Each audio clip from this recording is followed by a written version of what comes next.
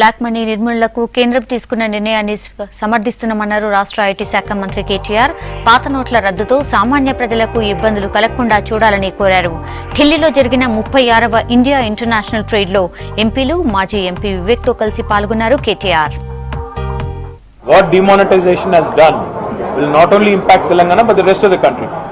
So as a state in the sovereign Republic of India, we have to support government of India when they take important decisions such as this. And రైతులు, చిన్న businessmen వారందరికీ కలుగుతున్న అసౌకర్యాన్ని గౌరవ ప్రధానమంత్రి గారి దృష్టికి తీసుకురావడమే కాకుండా మరి గౌరవ ప్రధానమంత్రి గారు ఈ నిర్ణయం ఏదైతే తీసుకున్నారో డెఫినెట్ గా దాన్ని స్వాగతించాల్సిందే.